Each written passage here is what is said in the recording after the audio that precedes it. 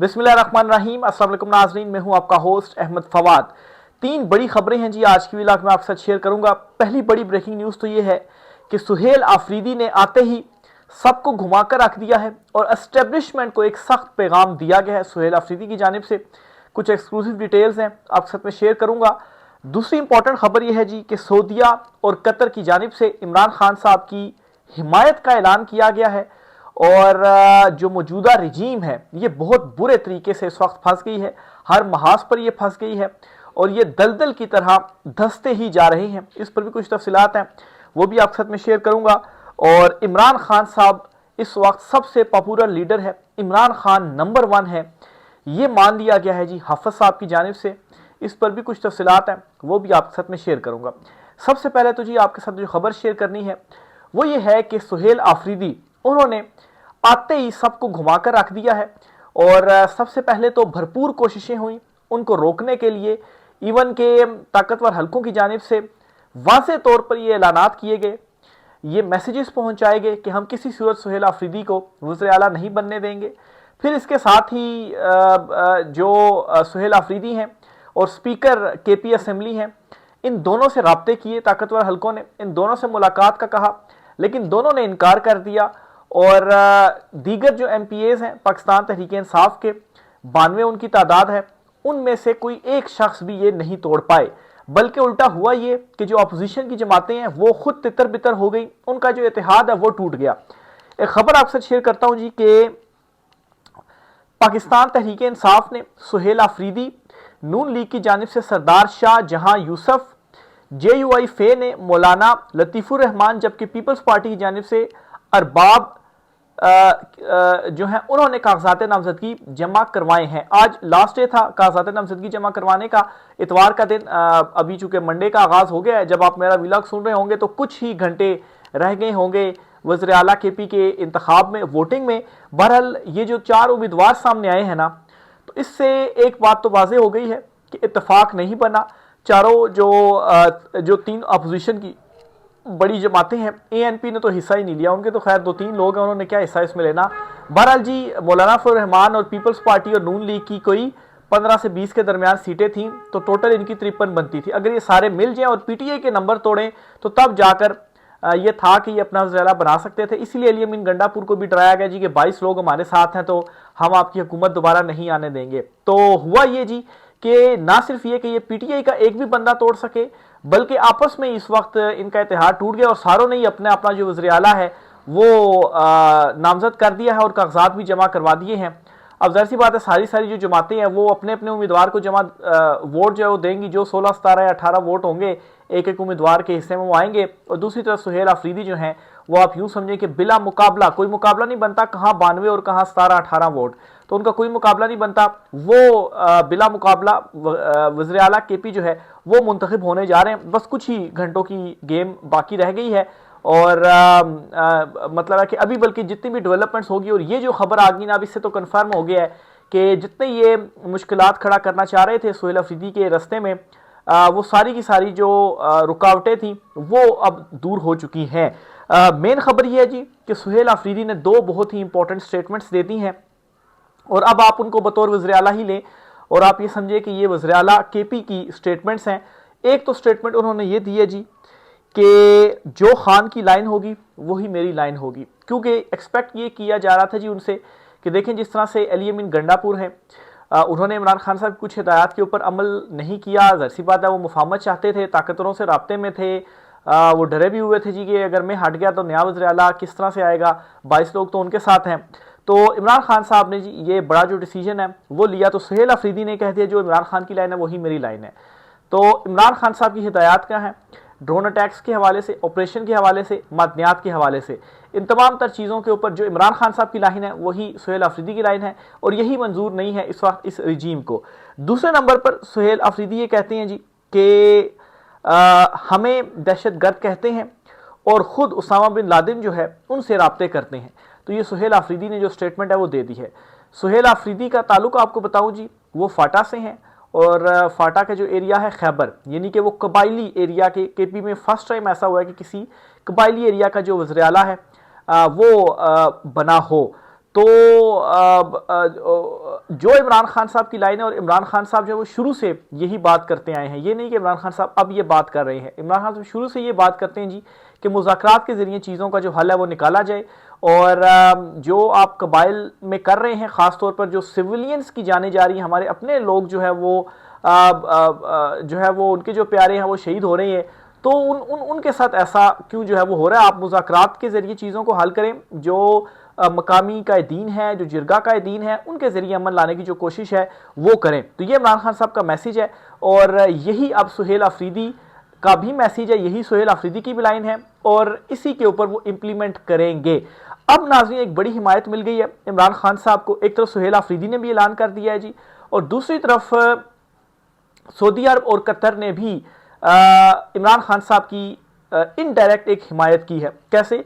जो कल एक कुछ घंटों के लिए जंग छिड़ी अफगानिस्तान और पाकिस्तान के दरमियान, ज़ाहिर सी बात है फर्स्ट जो था वो वहीं से हुआ, और फिर उनको भरपूर जो जवाब है वो दिया गया। इस पर जी सऊदी और कतर, इन दोनों ने स्टेटमेंट्स जो हैं वो इशू की हैं। जो एक एलामिया है इन्होंने जारी किया है इस मामले के ऊपर। इन्होंने कहा है जी कि तहम्मुल मिजाजी का दोनों जो फ्रीक है वो मुजाहरा करे और मुज़ाकरात के ज़रिए मामलात को हल करे। अब अफगानिस्तान के साथ क्या इशू है?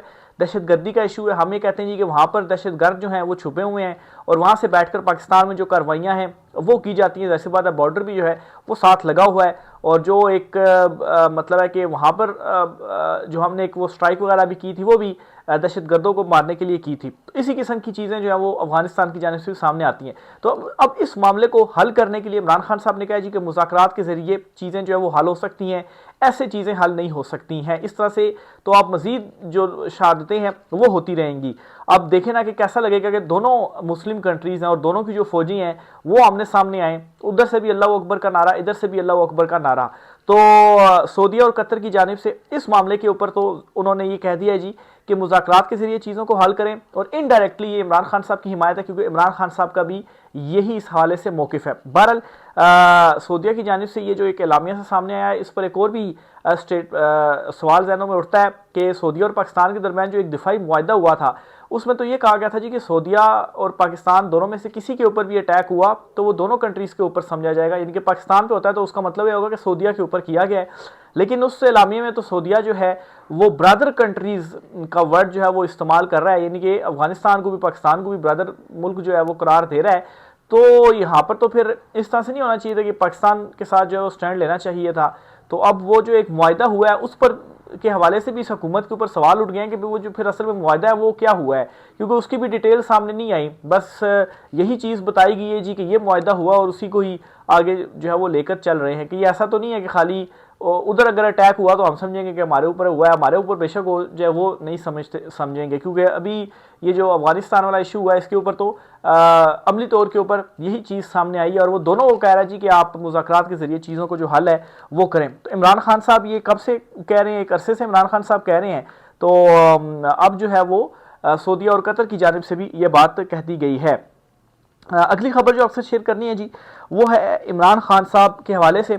ये एक्सेप्ट कर लिया गया जी कि इमरान खान साहब नंबर 1 है, और इमरान खान साहब जो हैं वो सबसे ज़्यादा पॉपुलर हैं। हाफिज़ नईमुर रहमान साहब के हवाले से अब ये ख्याल आम जो है वो किया जा रहा है जी कि वो असल में वो भी एस्टेब्लिशमेंट के ही साथ इस वक्त जो है वो मिले हुए हैं, ताकतवर हलकों के साथ ही मिले हुए हैं।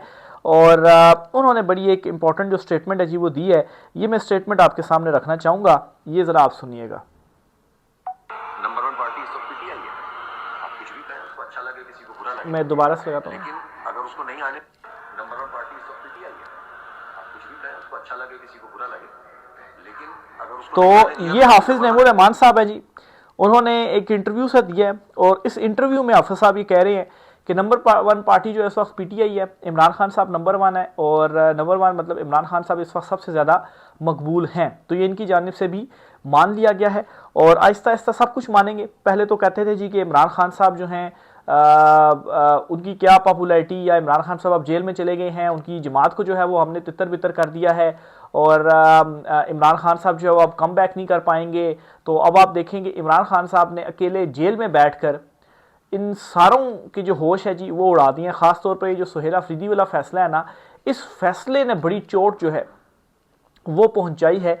और वो कहते हैं ना जी कि आपका मुखालिफ एक तरह से शॉक हुआ है, एक अनएक्सपेक्टेड चीज़ थी उसके लिए, क्योंकि वो इस चीज़ के लिए तैयार ही नहीं था कि ये फैसला आ सकता है। उसको झटका और जो है वो लगा, और वो मतलब है कि अपनी जगह से हिला है वो। तो जाहिर सी बात है उसको संभलने के लिए भी फिर थोड़ा सा जो टाइम है वो चाहिए। इस वजह से डिलेइंग टैक्टिक्स भी अपनाई जा रही थी, और गवर्नर भी कह रहे थे कभी इस्तीफ़ा मौसूल नहीं हुआ, कभी कहते हैं मौसूल हो गया, कानूनी टीम जो है वो देख रही है, किसी तरह से थोड़ा सा टाइम हमें मिल जाए ताकि हम चीज़ों को मैनेज करने में कामयाब हो सकें और वहाँ पर जो है वो हम मतलब है नंबर गेम अपनी पूरी कर लें। लेकिन संभलने का मौका नहीं दिया गया, और गवर्नर केपी की जानिब से फिर बाद में खुद ये ट्वीट की गई और कहा कि जी कि जो इस्तीफ़ा है वो मुझे मौसूल हो गया। और वो इसको डिनाई नहीं कर सकते थे, क्योंकि हैंड रिटन इस्तीफ़ा उनको देने के बाद जो मौसूली है उसकी भी जो सबूत है वो पाकिस्तान तहरीक इंसाफ के पास मौजूद थे। अगर वो ऐसा कहते जी कि मौसूल नहीं हुआ या इस किस्म की कोई जो है वो ड्रामेबाजी करने की कोशिश करते, जिस तरह से अली अमीन गंडापुर ने खुद ये स्टेटमेंट दिए जी कि मैंने तो दे दिया इस्तीफ़ा, वो ड्रामेबाजी कर रहे हैं, ये लफ्ज़ अली अमीन गंडापुर ने इस्तेमाल किया, इसमें भी कर रहा हूँ। तो अगर इस किस्म की ड्रामेबाजी उनकी जानिब से कोई की जाती तो फिर उनको भी ये मालूम है कि आइनी तौर पर जो है वो बाउंड है। आप मतलब ऐसा नहीं कह सकते कि भाई मुझे मौसूल ही नहीं हुआ, अभी मौसूल कैसे नहीं हुआ, मौसूल हो चुका हुआ है। तो इसलिए उन्होंने फिर बाद में जो ट्वीट शूट किया है वो भी कर दिए। जहाँ तक बात है जी कि कानूनी टीम देख रही है, तो कानूनी टीम के देखने का कोई मकसद है ही नहीं, ना आपके पास एक्सेप्ट का, ना रिजेक्ट का, ना डिले का कोई इख्तियार है। बस जो आइन के अंदर चीज़ दर्ज है वो ये है जी कि आपको हैंड रिटन जो इस्तीफ़ा है वो मौसूल हो गया। मौसूल होने का मतलब ये है कि अब वो काबिल अमल हो गया है। आप ना उसको आप एक्सेप्ट, रिजेक्ट और डिले करने का कोई सवाल ही पैदा नहीं होता कि आप उसको 15 दिनों के लिए डिले कर दें जी कि अच्छा 15 दिनों के बाद आप सोच लें, 15 दिनों के बाद आप अगर वाकई आप इस्तीफ़ा देना चाहते हैं तो आप इस्तीफ़ा दे दें, नहीं तो आप जो है वो ज़ात आला के ऊपर है। इस तरह से नहीं होता। जिस तरह सदर के पास इख्तियार होता है ना, कोई भी कानून साजी होती है तो सदर के पास एंड पे जाता है, वो सिग्नेचर करता है, लेकिन वो उसको कुछ डिले कर सकता है, वो वापस भेज सकता है गौर करने के लिए। अगर वो एज इट इज़ चीज़ दोबारा से उनके पास आ जाए तो फिर उसको सिग्नेचर जो है वो करने पड़ते। तो इस किस्म का कोई इख्तियार नहीं होता गवर्नर के पास। बाकी कानूनी टीमें जो मर्जी देखती रहे, काबिल अमल हो गया है। और अब आप यहाँ पर देखें ना, एक तरफ गवर्नर केपी फैसल करीम कुंडी जो है वो कहते हैं कि कानूनी टीम देख रही है, और दूसरी तरफ पीपल्स पार्टी जो है वो अपना उम्मीदवार असेंबली में जो है वो खड़ा कर रही है। तो वो भी पीपल्स पार्टी से, और पीपल्स पार्टी उम्मीदवार भी खड़ा कर रही है, और बाकी उसमें भी मतलब है रखने अपने से डालने की कोशिश कर रही है, लेकिन ये चीज़ अब मुमकिन नहीं है। और केपी में भरपूर जो कोशिश है वो की गई, लेकिन अवाम और जो नुमाइंदे हैं, MPAs ख़ास तौर पर, वो डट गए हैं। और जो कुछ आप वफाक में आपकी जानिब से किया गया फॉर्म 47 के ऊपर जो 17 नशिस्तों की आपने हुकूमत बनाई, वहाँ पर भी कोशिश थी, लेकिन वहाँ की अवाम ने और वहाँ पर इमरान खान साहब के जो नुमाइंदे थे जी, उन्होंने ये चीज़ होने नहीं दी। तो ये जी आज कुछ आम तरीन तफसीलात थी। राय का इज़हार कीजिएगा। आज की व्लॉग से इतना ही, इजाज़त दीजिए। अल्लाह हाफिज़।